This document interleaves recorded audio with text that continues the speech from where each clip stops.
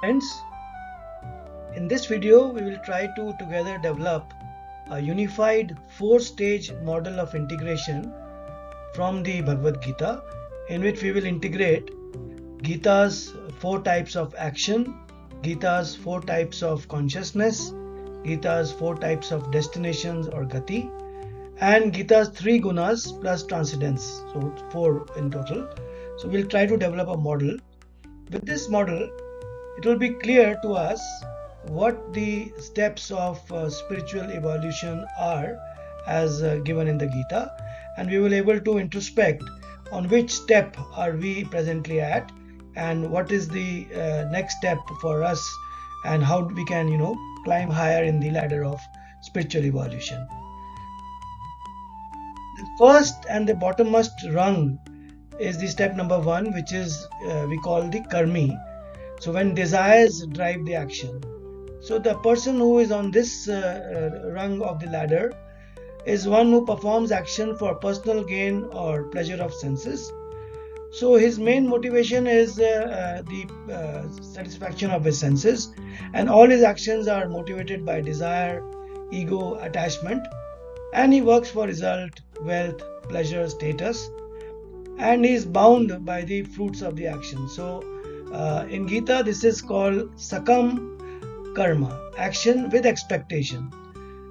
And Gita 3.37, chapter 3, 37 to 39 gives the detail of these kind of desire-driven actions.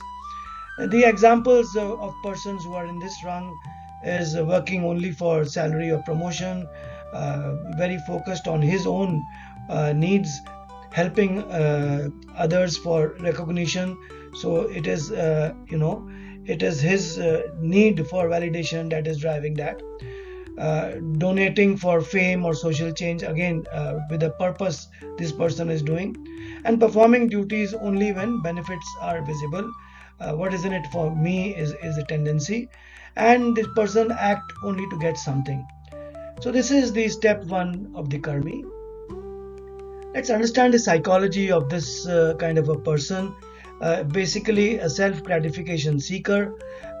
In as terms of gunas, it's basically tamasic or lower rajasic.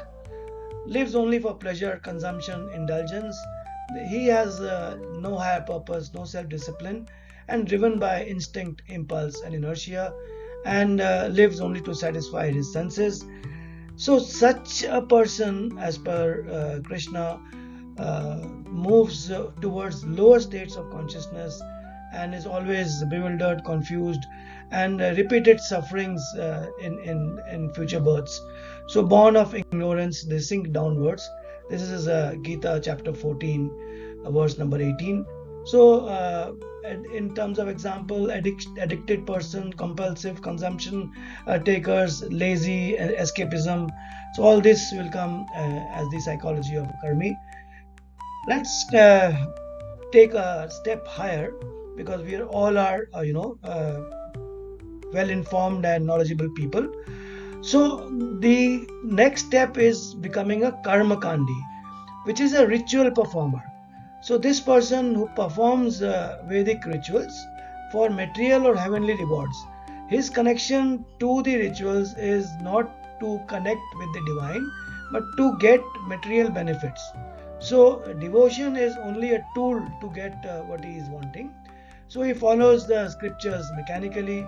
कभी व्रत करना हो तो व्रत करेगा, but किसी उद्देश्य के लिए. So he motivated by reward, not devotion, and seeks prosperity, merit, even heaven he seeks, but with a purpose. So heaven या merit या prosperity के लिए जो भी व्रत या whatever deed needs to be done, he is doing that, but without devotion. So there is a desire in him, but he is wanting to fulfill that through some religious form. So Gita calls this kind of persons as Veda Vadarata, so attached to ritualistic promises. So Gita chapter 2 verse 42 and 43 explain these. So for example, many of us do yajna for wealth or success, fasting for material benefits,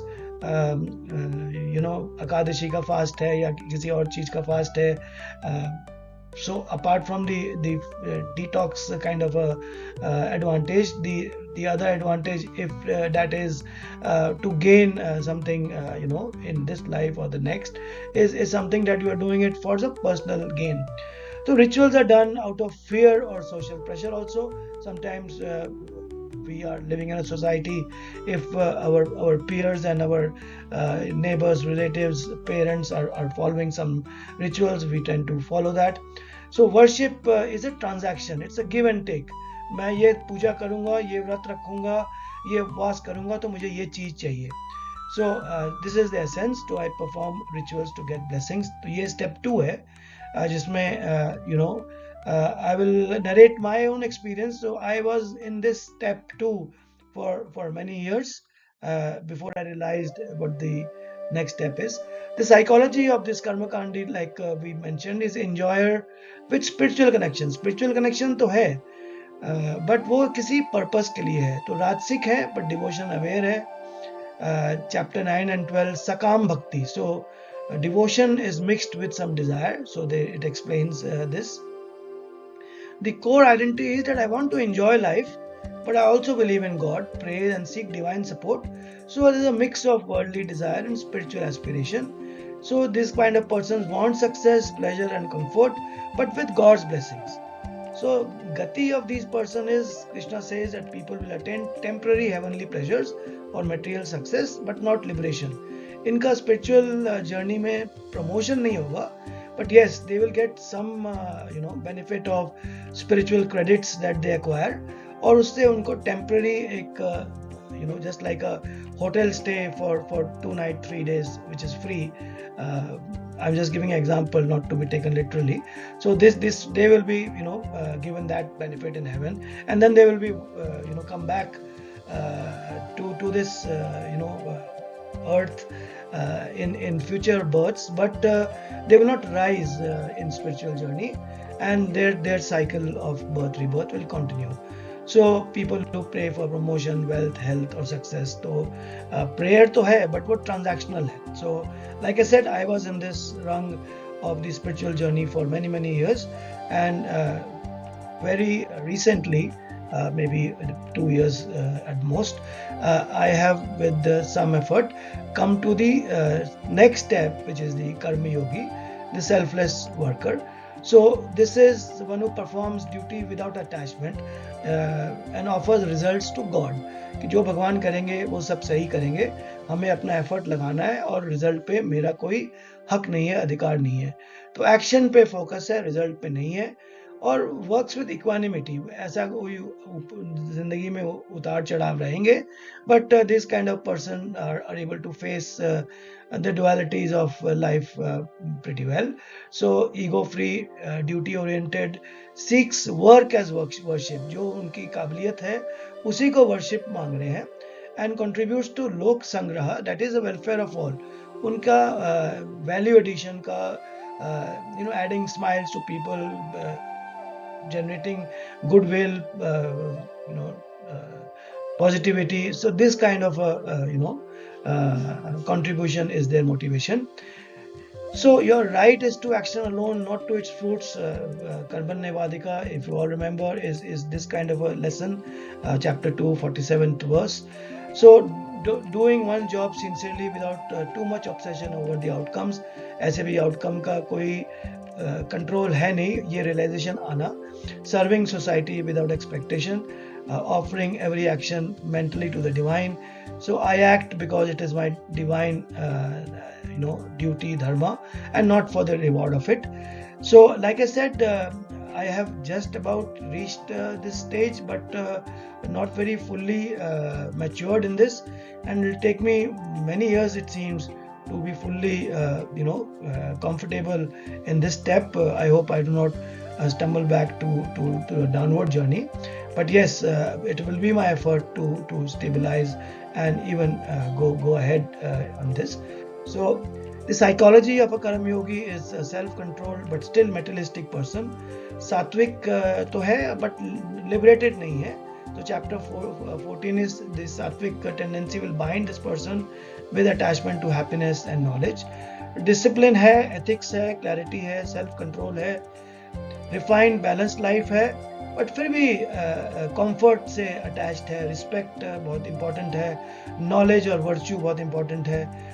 So the psychology is basically I live a pure and disciplined life, but I still enjoy the world. So they have imbibed the lesson of Gita that do not leave your desires, you channelize your desires towards Krishna, but add Krishna in your life. So this is their kind of plan in their spiritual journey.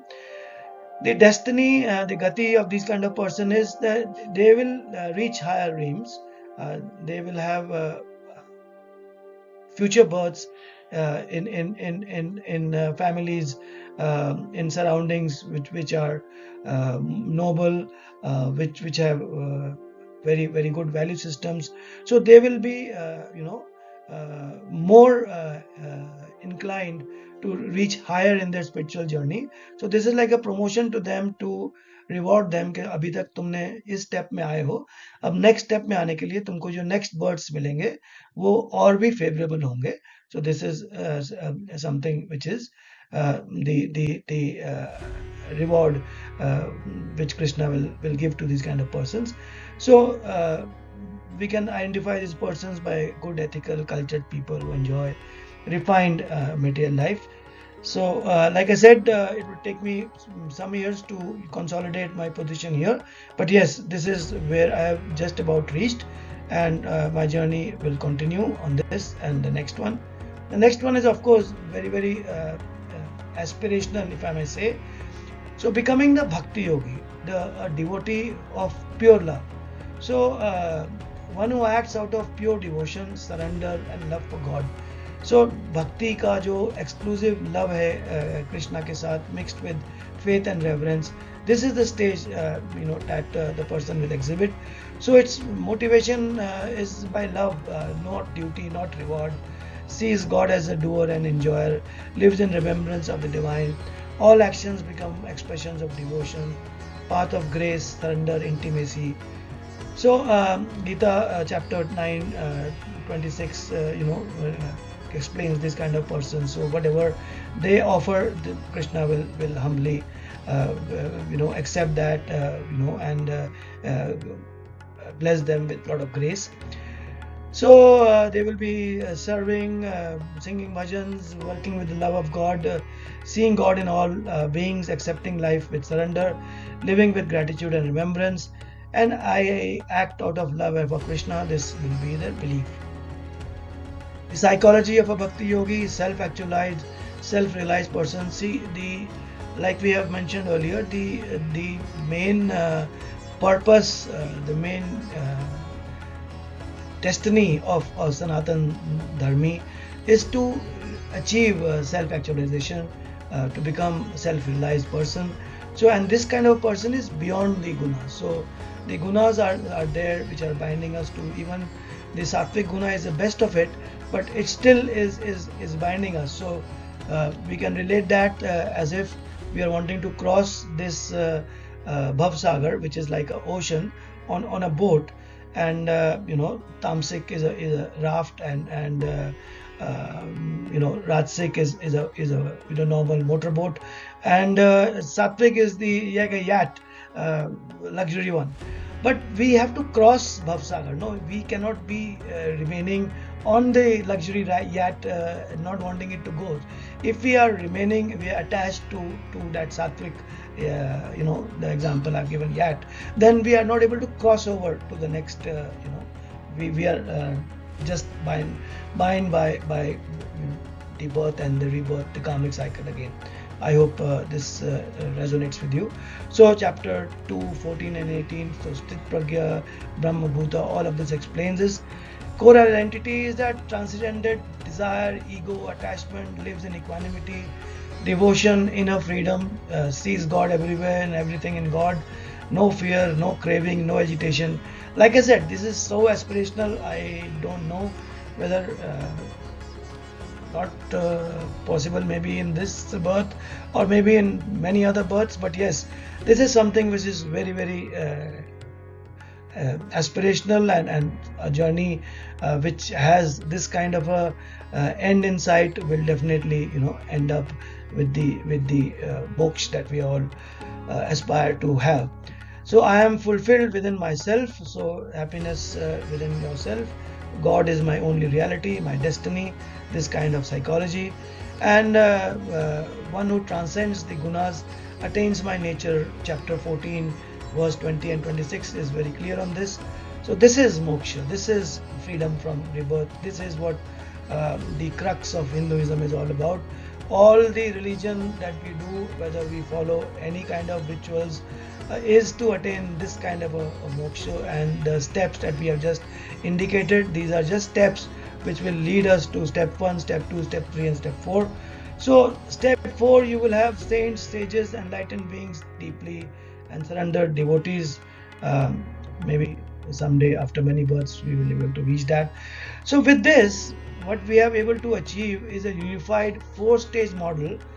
We have able to merge Gita's 4 types of actions, which is karmi, karma kandi, karma yogi and bhakti yogi, and 4 kind of consciousness: the self gratification seeker of the karmi, the enjoyer with the spiritual connection of the karma kandi, the self controlled materialistic of the karma yogi, and the self realized soul of the bhakti yogi. And also we have been able to integrate the gunas, the tamas and the rajas of the karmi, the rajas, the sattvic of the karma kandi, the sattvic of the karma yogi, and beyond of these gunas of the bhakti yogi. The destination, like we have said, the karmi is downward and suffering. Karma kandi is a temporary stay. Like we gave the example of a 5-star stay in heaven for a few days and then back to square one. Karma yogi is promoted to higher realms and rebirth. There is spiritual progress there, and definitely if you are in this, maybe after few births you will be able to reach to the next step, which is the bhakti yogi, which is at the stage in which liberation is achieved. The motivation is for a karmi is pleasure and ego. For a karma kandi is rewards and devotion. So devotion is there, but rewards is what's driving this karma kandi, and the karma yogi is duty and purity. The karmic yogi is not able to leave, the materialistic pleasures which he are clinging on. Uh, but there is a purity in his soul.